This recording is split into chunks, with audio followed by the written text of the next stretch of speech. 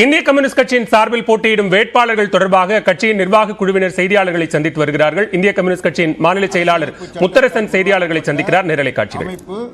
தேர்தல் ஆணையம், அந்த தேர்தல் ஆணையமே இன்றைக்கு ஒரு நபருக்கு அல்லது ஒரு கட்சிக்கு கட்டுப்பட்ட அமைப்பாக மாறிவிட்ட ஒரு சூழலில் நாடாளுமன்றத்திற்கான பொதுத் தேர்தலை நாடு சந்திக்க இருக்கிறது. இந்த தேர்தலில் ஒரு பக்கம் வகுப்புவாத வெறி பிடித்த சக்திகள் இருக்கிறது. அதை எதிர்த்து முறியடித்து நாட்டை காப்பாற்ற வேண்டும், ஜனநாயகம் காப்பாற்றப்பட வேண்டும், மதச்சார்பின்மை கொள்கை காப்பாற்றப்பட வேண்டும், அரசியலமைப்பு சட்டம் காப்பாற்றப்பட வேண்டும். அரசியலமைப்பு சட்டத்தால் உருவாக்கப்பட்டிருக்கிற அமைப்புகள், அது நீதிமன்றமாக இருக்கலாம், தேர்தல் ஆணையமாக இருக்கலாம், ரிசர்வ் பேங்காக இருக்கலாம், சிபிஐயாக இருக்கலாம், அமலாக்கத்துறையாக இருக்கலாம், வருமான வரித்துறையாக இருக்கலாம். இந்த துறையிலெல்லாம் காப்பாற்றப்பட வேண்டும். ஏன்னா இன்றைக்கு இந்த துறைகளெல்லாம் காப்பாற்ற முடியல.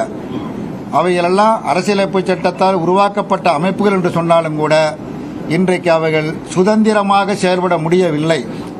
பிரதமர் சொல்லுகிறார், அமலாக்கத்துறை, வருமான வரித்துறை போன்ற அமைப்புகளை நான் சுதந்திரமாக செயல்பட அனுமதித்திருக்கிறேன் என்று அவர் சொல்லுகிறார். ஆனால் சுதந்திரமாக எங்க செயல்படுது அப்படின்னா, எதிர்க்கட்சிகளை பழிவாங்குவதற்கு இந்த அமைப்புகள் முழுமையாக பயன்படுத்தப்படுகிறது. உதாரணமாக இந்திய யூனியன் முஸ்லீம் லீக்குக்கு ராமநாதபுரம் தொகுதி ஒதுக்கப்பட்டிருக்கிறது.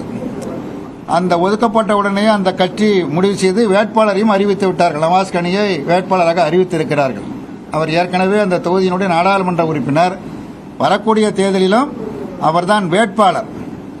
அவர் ஒரு கூரியர் நிறுவனம் தொடர்ந்து நீண்ட காலமாக நடத்தி கொண்டிருக்கிறார்கள். திடீரென அவர் வீடு, இந்த நிறுவனங்கள் அனைத்திலும் சோதனை. இவ்வளவு காலமாக இல்லாத சோதனை என்ன திடீரென இப்படியா சோதனைகள் மேற்கொள்ளப்படுகிறது? இதிலிருந்தே புரிந்து கொள்ளலாம் அமலாக்கத்துறை எப்படி செயல்படுகிறது என்பதற்கு இவையெல்லாம் அடையாளங்கள். அதே மாதிரி ஒரு மாநிலத்தில் யார் அமைச்சர், யாருக்கு என்ன லாக்கா என்பதை முடிவு செய்வது முதலமைச்சர். முதலமைச்சர் முடிவு செய்கின்ற அமைச்சருக்கு பதவி பிரமாணம் செய்து வைக்க வேண்டிய வேலை ஒன்றிய அரசால் நியமனமைக்கப்பட்ட அதிகாரியாக இருக்கிற கவர்னருடைய வேலை. மாண்புமிகு அமைச்சர் பொன்முடி மீது வழக்கு வந்தது. நீதிமன்றம், உயர்நீதிமன்றம் தண்டனை விதித்தது. உச்சநீதிமன்றம் தண்டனையை நிறுத்தி வைத்திருக்கிறது. பிறகு வழக்கை எப்படி வேணாலும் அது முடியலாம், அது வேறு. எப்படி ராகுல் காந்திக்கு தண்டனை கொடுக்கப்பட்டு உச்சநீதிமன்றம் நிறுத்தி வைத்த பிறகு அவருக்கு நாடாளுமன்ற உறுப்பினர் மீண்டும் வழங்கப்பட்டதோ அதே மாதிரி தான் இதுவும். அப்போ அந்த தொகுதி, திருக்கோளூர் தொகுதி காலியாக இருக்கிறது என்று முதல்ல அறிவிக்கப்பட்டது, திரும்ப பெறப்பட்டு விட்டது. இப்பொழுது சட்டமன்ற உறுப்பினர், அதிகாரப்பூர்வமாக சட்டமன்ற உறுப்பினர், அவரை அமைச்சராகுவதற்கு பதவி பிரமாணம் செய்வதற்கு ஆளுநர் அணுகினால் நான் அவருக்கு பதவி பிரமாணம் செய்து வைக்க மாட்டேன் என ஆளுநர் சொல்கிறார். அவருக்கு யார் இந்த அதிகாரத்தை கொடுத்தது? ஒரு மாநிலத்தில் முதலமைச்சர் சொல்லி இன்னார் என்னுடைய அமைச்சரவையில் அமைச்சர் என்று சொல்லுகிற பொழுது அதை ஏற்று பதவி பிரமாணம் செய்ய வைக்க வேண்டியவர் நான் செய்ய முடியாது என்று சொல்ல மறுத்தால், அப்படின்னா நாட்டில் ஜனநாயகம் நடக்கிறதா அல்லது சர்வதிகார ஆட்சி நடைபெற்றுக் கொண்டிருக்கிறதா என்பதுதான் கேள்வி. இப்படியான பல கேள்விகள் இருக்கிறது. ஆகவே இந்த தேர்தலில் இந்த நாடு உண்மையில் காப்பாற்றப்பட வேண்டும். விடுதலை போராட்டம் நடத்தி வெள்ளையர்களை நாட்டை விட்டு வெளியேற்றி நாடு 1947 ஆகஸ்ட் 15 விடுதலை பெற்றது. விடுதலை பெற்ற தேசத்தில் இன்றைக்கு சர்வதிகாரம் தலை தூக்கி நிற்கிறது. சர்வதிகாரம் மட்டுமல்ல, பாசிசம் தலை தூக்கி நிற்கிறது. மோடி அவருடைய விருப்பத்திற்கு, மோடி அமித்ஷா இவர்கள் 2 பேரும் அது ஒரு கூட்டணி. அவர்கள் என்ன விரும்புகிறார்களோ, என்ன கருதுகிறார்களோ, என்ன நினைக்கிறார்களோ அதையெல்லாம் செய்யக்கூடிய மிக மோசமான நிலையை இன்றைக்கு நாடு சந்தித்துக் கொண்டு இருக்கிறது.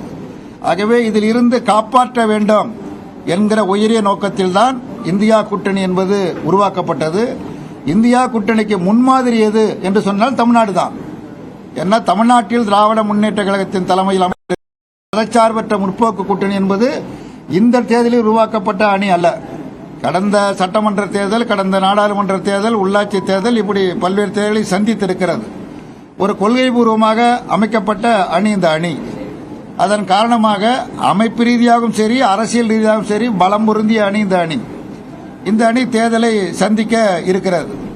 இந்த தேர்தலில் அதிமுக நாங்கள் பாஜகவில் இருந்து விலகிவிட்டோம், ஆகவே திமுக கூட்டணி உடைபடும், இங்கே வருவார்கள் போவார்கள் என்று அவர்கள் கனவு கண்டு கதவுகளை எல்லாம் திறந்தே வைத்தார்கள். திறந்து வைத்துக் கொண்டு காத்திருந்தார்கள். இங்கிருந்து எவரும் போகல. அது மட்டுமல்லாமல் திமுக தலைமையிலான இந்த கூட்டணியை, ஏற்கனவே செயல்பட்டுக் கொண்டிருக்கிற கூட்டணியை மேலும் பலப்படுத்தக்கூடிய வகையில் சென்ற நாடாளுமன்ற தேர்தலில் ஒவ்வொரு கட்சிகளுக்கும் என்னென்ன எண்ணிக்கையில் கொடுக்கப்பட்டதோ அதே எண்ணிக்கை, தொகுதிகளும் கிட்டத்தட்ட ஏறத்தாழ அதே மாதிரி முடிவு செய்து ஒருங்கிணைந்து இந்த அணி செயல்படுகிறது. 40 தொகுதிகளிலும், புதுச்சேரி உள்ளிட்ட 40 தொகுதிகளிலும் திமுக தலைமையிலான இந்த அணி மகத்தான வெற்றியை உறுதியாக நிச்சயமாக பெறும். எதிர்த்தரப்பு அணி பலவீனப்பட்டு போய்விட்டது என்பது எல்லோருக்கும் தெரியும். சென்ற தேர்தல், நாடாளுமன்ற தேர்தலில், சட்டமன்ற தேர்தலில் ஒன்றாக இருந்தவர்கள் இன்றைக்கு ஆளுக்கு ஒரு பக்கமாக நிற்கிறார்கள். சில கட்சிகள் இங்கேயும் பேசுகிறார்கள், அங்கேயும் பேசுகிறார்கள்.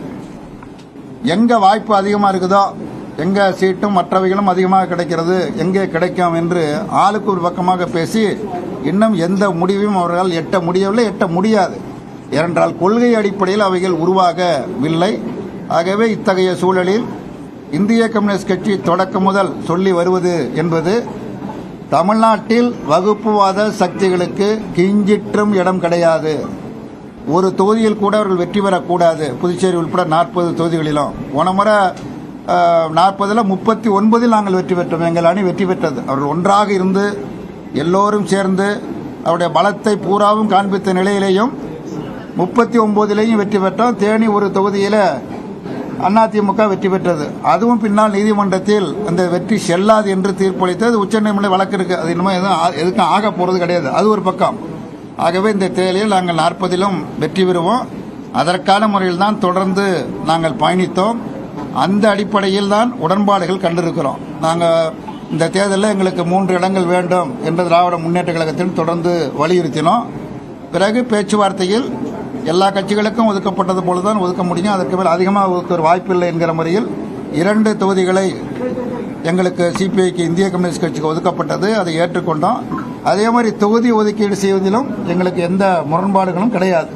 ஏற்கனவே வெற்றி பெற்ற நாகப்பட்டினம், திருப்பூர் அந்த 2 தொகுதியிலுமே ஒதுக்கப்பட்டிருக்கிறது. இந்த 2 தொகுதிகளிலும் எங்களது கட்சியின் சார்பாக ஒவ்வொரு கட்சிக்கும் ஒரு முறை இருக்கிறது. எங்கள் கட்சியினுடைய ஜனநாயக முறைப்படி சம்பந்தப்பட்ட அந்த போட்டியிடக்கூடிய மாவட்டங்கள், அந்த தொகுதியைச் சேர்ந்த மாவட்டங்களுடைய கருத்துக்கள் அறிந்து அது பிறகு மாநில நிர்வாகக்குழு, மாநில குழுவில் விவாதித்து முடிவு செய்வோம். அந்த அடிப்படையில் நாகப்பட்டினம் தொகுதியில் கருத்து கேட்கப்பட்டது. அதே மாதிரி திருப்பூர் நாடாளுமன்ற தொகுதிக்குட்பட்ட அமைப்புகளிலும் கருத்து கேட்கப்பட்டு நேற்று நிர்வாகக்குழு கூடி விவாதித்து ஒருமனதாக முடிவு செய்து இன்றைக்கு மாநில குழு கூட்டத்தில் அந்த கருத்தை பரிந்துரை செய்து இன்றைக்கு மாநில குழுவும் அதை அங்கீகரித்திருக்கிறது. இந்த கூட்டத்தில் கட்சியினுடைய மூத்த தலைவர், தகைசால் தமிழர் விடுதலை போராட்ட வீரர் மரியாதைக்குரிய இரா நல்லக்கண்ணு அவர்களும், அதே மாதிரி கட்சியின் தலைமையிலிருந்து தேசிய செயலாளர் டாக்டர் நாராயணா அவர்களும் இந்த கூட்டத்தில் பங்கேற்றிருக்கிறார்கள். இந்த 2 தொகுதிகளுக்குமான வேட்பாளரை எங்கள் கட்சியினுடைய தேசிய செயலாளர் டாக்டர் நாராயணா அவர்கள் வேட்பாளர் குறித்து அவர்கள் அறிவிப்பார்கள்.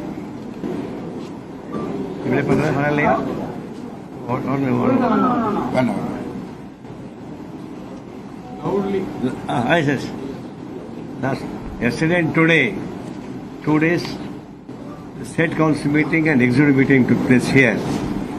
And after the deliberations,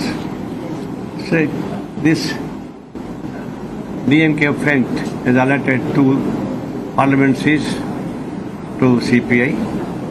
One is Tripur and second is Nagapattinam. Here, because it's a parliament seat, we have to get approval from center. So today afternoon, I sent this message to Comrade Raja, the IMF secretary member. We discussed and we finalized their names. And with the permission of Central, I am announcing these 2 names. One is Tripur. The Tripur is a legendary figure in that area. And Tamil Nadu is a popular person. And at that time he is going to contest. Comrade Subbarayan is the candidate from Tripur. And one நிமிஷம் உட்கார். And Nagapattinam, That's also alerted CPI. திமுக கூட்டணியில் நாகை, திருப்பூர் தொகுதிகளில் இந்திய communist கட்சி போட்டியிடும் நிலையில் தற்போது வேட்பாளர்கள் அறிமுக கூட்டம் என்பது நடைபெறுகிறது. அது தொடர்பான அறிவிப்பை செய்தியாளர் சந்திப்பில் இந்திய கம்யூனிஸ்ட் கட்சியின் மாநில செயலாளர் முத்தரசன் அறிவித்தார். அது தொடர்பான நேரலை காட்சிகளை பார்த்தோம்.